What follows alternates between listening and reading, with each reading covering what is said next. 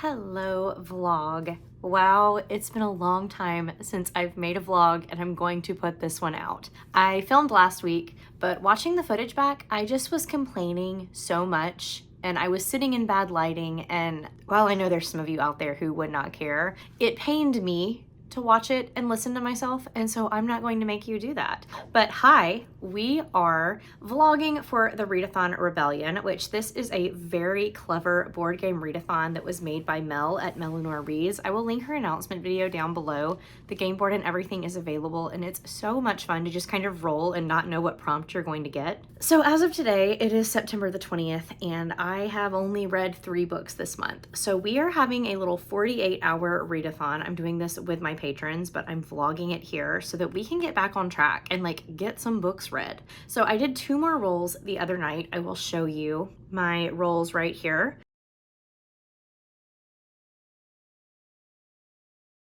And I got 2 prompts. The first one was to read a book that I have been putting off, and so I am reading Ray Bear by Jordan F. Waco. I did get the audiobook for this. This is a YA fantasy, and I know nothing else about it, and we're gonna let it be that way so I can be completely taken by surprise. This was recommended to me by my friend Matthew in real life for one of my 12 picks by 12 friends, and I have been very bad about finishing that list. Probably not gonna finish it, but he did lend me this duology, so I'm excited to get into it. And then for objective 2, this is a social media scroll. So the first book that you come across while you are scrolling on your phone, I kind of put a little limitation onto it and said the first book that I had access to. And so we will be reading Wild Card by Elsie Silver, and I'm very excited about it. This book just came out. It is the 4th and last book in the Rose Hill series, which follows single dad romances.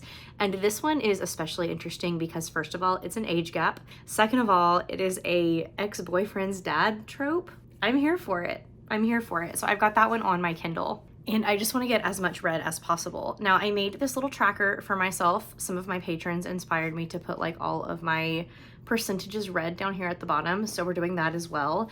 And Catabasis was on there, but I finished that this morning. So let me quickly wrap up the books that I have read since I haven't been posting vlog updates throughout this process. The first book that I read was The Sword of Kaigan, and this was for objective 1. The Sword of Kaigan has multiple POVs between the mother and the son that are in this book, and this was a really hard book to read. It was very easy to read, like the writing was very accessible, but some of the themes in it were just so hard to read with the war and the heaviness and with everything else going on in our world right now. It was just a heavy book to process at the time in which I was reading it.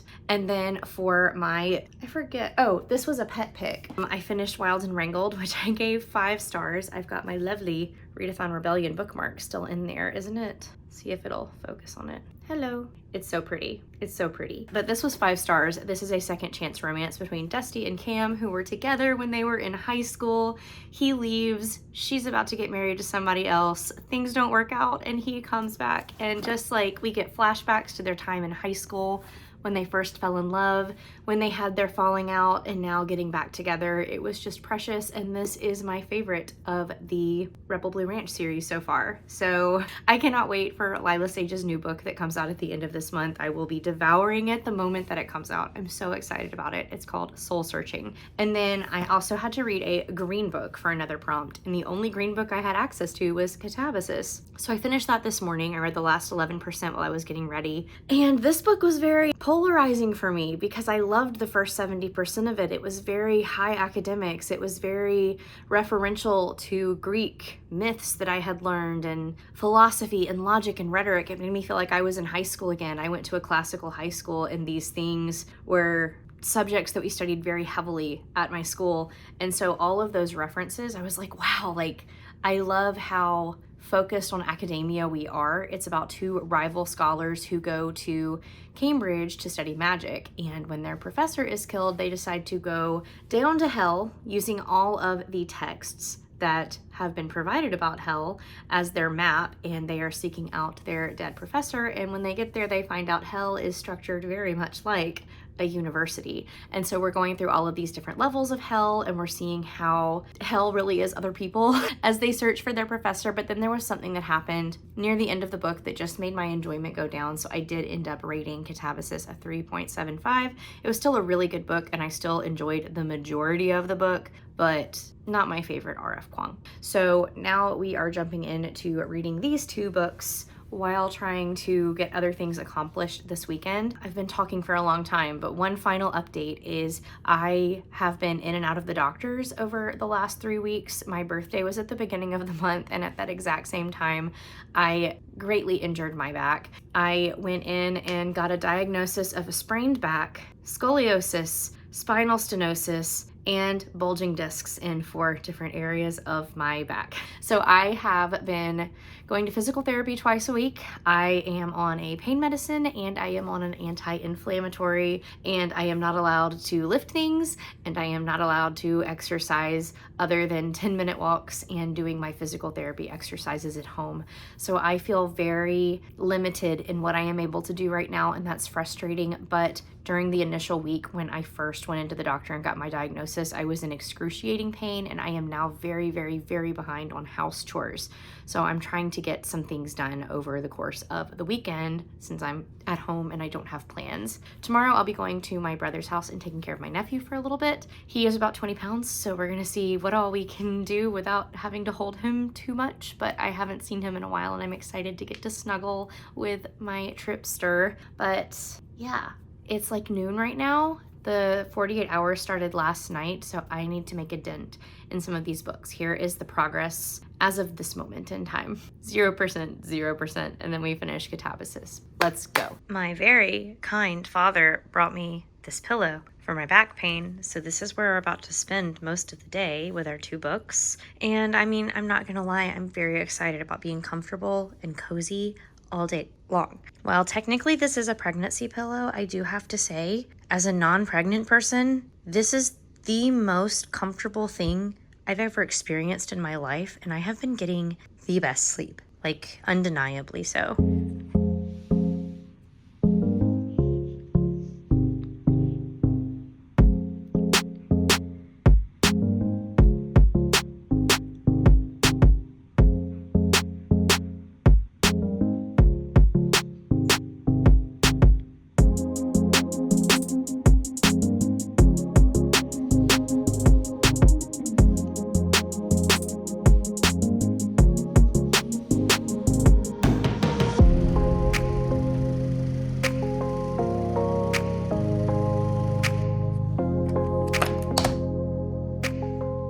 Having to clear space on your phone so that you can vlog. One day I will have a camera and this will not be an issue anymore, but I'm sitting here on sprints. This is our 3rd sprint. I'm always so paranoid that my microphone is going to be on when I start vlogging, but here we are. I have been reading Wild Card, which I have been loving. I'm 25% of the way in, 83 pages, and I just knew that this was going to be a fantastic book to pick up. I'm loving it. I'm loving it so much. So I told you that this is an ex-boyfriend's dad trope, and I was a little bit worried about how that would play out. I do not like cheating in my books, and I haven't had any cheating in this book, but I was worried that I would, because that premise could lead into some things I don't like to read about in romance. But happy to say that our male main character didn't know he was a dad until very recently. Found out that a choice he made in high school led to a child that he did not know about until he was an adult. So he has an adult child that our main female character has been dating, and I feel like it's not really a spoiler to say that because you find out so early, 1, and 2, all of the dads except for the second book are kind of unconventional dads in that they either are taking on the role of a father figure or they find out that they are fathers and did not know. So it kind of fits along with the rest of the series. But our main character Gwen and our male main character Bash, or Sebastian, they meet in an airport 1 year prior to the bulk of the story, and they are snowed in Vancouver, and Bash is really grumpy about this, and Gwen happens to sit down at the same table that he's sitting at the bar because it's overcrowded and she has nowhere to sit, and they end up making friends. He's definitely grumpy and she's definitely sunshine. And she's like, let's make the most of this night that we have stuck in the airport. How many nights do you get stuck in the airport? Let's make something fun happen. And so she gets him to kind of just run around the airport acting like a kid, and it is adorable. Loved every second of that. That is introduction to the book. But once that prologue stuff passes, Gwen is moving to Rose Hill to take over the yoga studio while the owner goes on sabbatical. Dash lives in Rose Hill. Their paths cross again. It is slow burn. It's 25% in, nothing's happened. And that's how I like my romance books. There's a warning at the beginning of this book that body image and food shaming are things that our female main character struggles. How that writing will be handled. She did say that it went through sensitivity readers and it also went through some doctor readers. So I feel like she's handled it with grace, but just a heads up, if that's something that you are also sensitive to, it is in this book. But like I said, absolutely loving it. We love a grumpy male main character. We also love an age gap. There's a 12-year difference between the two of them, which I feel like is the perfect age gap because I feel like it's where the maturity averages out. So I love it. I love it so much. I have not read anything but 8 pages in my other book because I'm loving this book so much. I also put a sushi order in that I'm going to pick up in like an hour, but I think I am going to listen to a little bit of Ray Bear because I need to go fold clothes so that my living room is usable. So we're going to go do that, listen to a little bit of our audiobook, and yeah, I'm just really happy with the way this weekend is going. Just some accountability time, blankets, and then all of the laundry that I have not been able to put away while I've been hurting. So this is about to get done, then it's sushi time. Not perfect, but way better than we were 10 minutes ago. Something's happening. Let's go get sushi now. A pair of jeans, a shirt or two. We didn't pack as if we weren't going back. It doesn't matter if it's true. I've got a feeling love will give us what we lack. I'm showered. Laundry is put away. I'm 28% into Wild Card. I'm 9% into Ray Bear, and I desperately need to hydrate. I have only had caffeinated drinks today. So we're gonna make a water and then get back to reading because I'm still sprinting. Sorry for the jump scare. Thought I'd give you a taste of real life. She just takes over. I sleep and we have a fan that sounds like a dying car running. But it's time to get up and get some more reading done because I did not get to 50% of my book last night. I got tired, okay? Sue me. I have like 15 appliances going at the same time, so I'm sorry about the background noise, but it's now the next morning. Hi. Sorry for the jump scare this morning. Sometimes I just think it is good to show you real life still looks like real life, and right now I'm wearing a shirt that says that's what I do. I fix things, which I haven't had to fix an appliance in a while, so this is me knocking on wood, but I got somewhat ready for today. I'm just babysitting today, so I'm not gonna like do everything, but these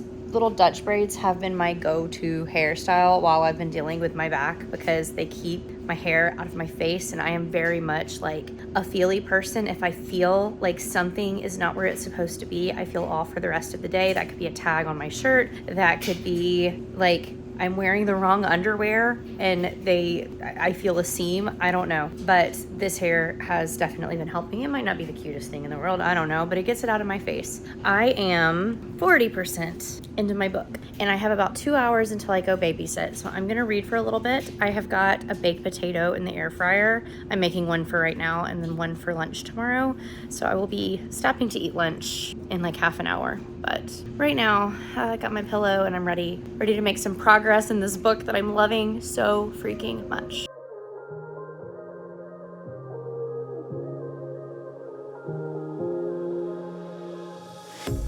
A pair of jeans, a shirt or two.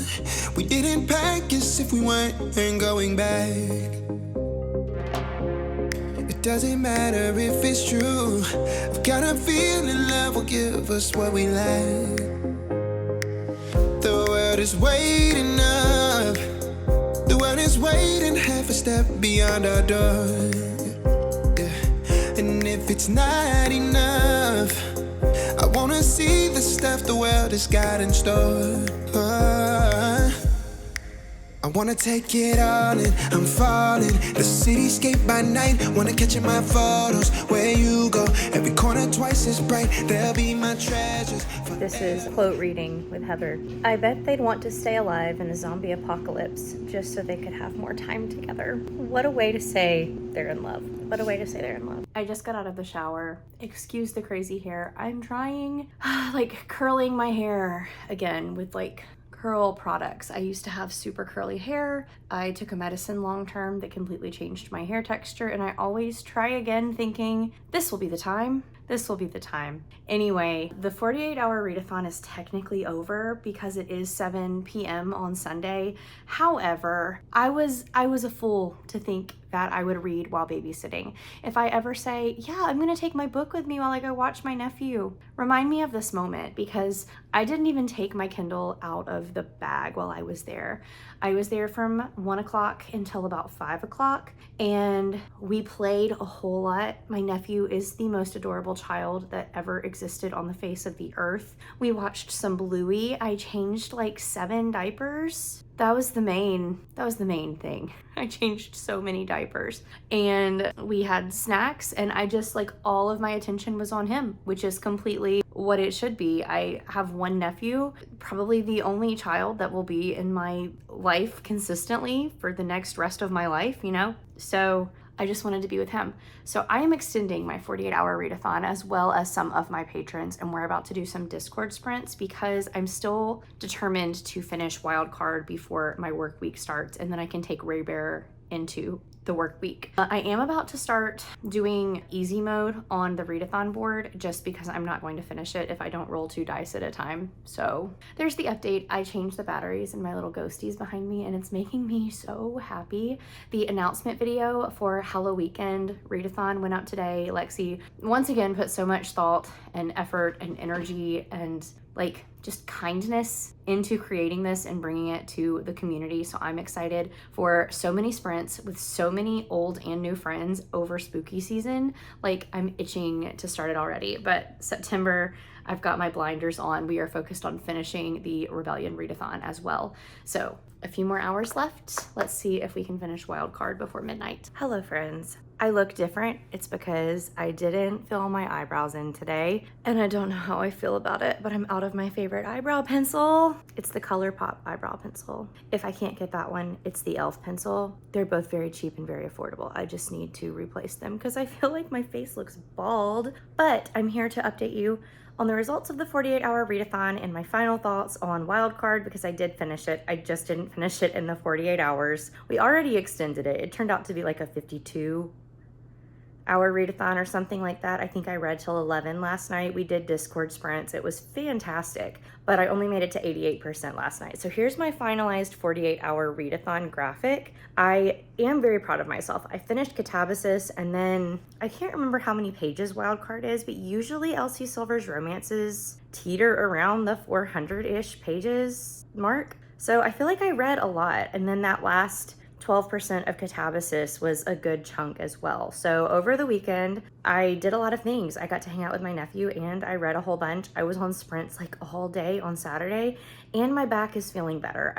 I think it's all the rest. I did pick my nephew up a little bit yesterday, which probably wasn't the best idea. But I mean, if you feel like you can do it and it's not bothering you, maybe it's good for you. I don't know. But let's talk about Wild Card. I ended up giving this one 4 stars. It definitely was feeling like a 5-star book for a while. I loved the dynamic between the 2 main characters. It was the epitome of grumpy sunshine without feeling like we were playing into tropes. Like, it was just who they were. They weren't written to be tropes, but their chemistry was just so believable because of who they were and why they were grumpy sunshine. Like, diving into their backstories and figuring out why these people are the way they are. Flawless, immaculate. I have read some reviews and seen some videos of people hating on Bash because there's a moment at the beginning of the book where he is frustrated about a situation. Rightfully so. He was right to be frustrated, but he does punch a wall. And I mean, I personally don't want any man of mine punching a wall over me, but the backstory of why he punched the wall, like, I understand why this man was frustrated, and I'm not excusing his behavior, but I understand why he was frustrated. That's a hard line to live on, to exist on, but I understand why he did it, even though it's not something I would want a man I was interested doing over me. Also, I do feel like Gwen kind of, how do I phrase this? I feel like she ended up just being his emotional manager instead of his partner in parts of the book, which a good partner is going to help you understand your feelings and manage your emotions. But I feel like she was that over his life partner in parts of the book as well. And I would have liked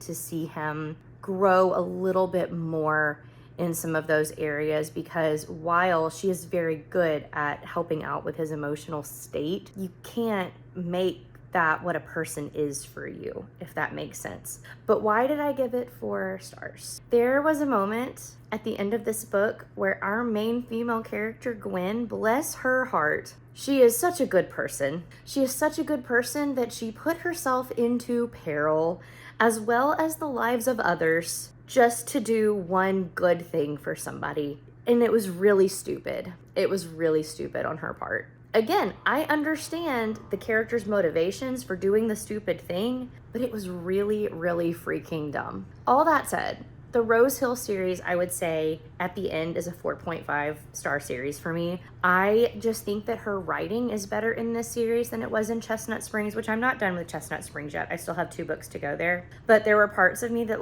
felt cringe towards Chestnut Springs, and I do not feel cringe toward Rose Hill, except for the scene with the pin in the first book. If you know, you know, that scene cringed me out. I will also say, with her books, I am not opposed to smut or spice in books. It's there because people want it to be there. It's there because I read it sometimes. But I feel like I'm getting to a point in my reading career where I don't need chapters and chapters and chapters. Like, if the characters have chemistry and you throw one scene in there, trust me, I believe you. And so I did skim through the second, third, fourth spice scene in this book. I'm glad they're there. I think that that is important, but I don't need them. So take that as you will. I would say, if you've read an Elsie Silver book, the spice level in this one is comparable to the spice level in all of hers. It's not overly spicy compared to other books you might have read by her, but it's also not light on the spice at all. One other thing, I loved that Gwen was a yoga teacher, and I do think all of the body talk in this book was handled with grace and with sensitivity. And as somebody who has faced those same struggles over my life, I felt an empathy and a kinship towards Gwen, and I loved that she didn't let people's comments about her body deter her from being passionate about what she loved, which is the pursuit of yoga. And she does not teach yoga to fit into a certain size clothing. She doesn't teach yoga solely for the fitness benefits. She teaches it because she believes in grounding herself and finding therapy and healing through a practice. And I think that that's an important distinction too. So Ray Bear, I only made it to 9%. That will carry into the vlog next week, which I have a really good idea for, so stick around. And yeah, we've got some reading to do to break the silent specter free from Grimhold Prison and the Readathon Rebellion. So tune in next week. I will have another vlog for you guys. And thank you for hanging out with me. If you watched all the way to the end of my 48-hour readathon vlog, leave me either a purple heart, because Wild Card's theme is purple, or leave me any of the suits of cards, like heart, spade, diamond, club, because it's called Wild Card, and there's some poker scenes in here, which might allude you to one of the spice scenes, because there's a poker scene. Okay, I'm gonna go. I'm running late for work, but I had to get this update filmed. Love you so much, and I will see you in another video very soon. Bye, guys.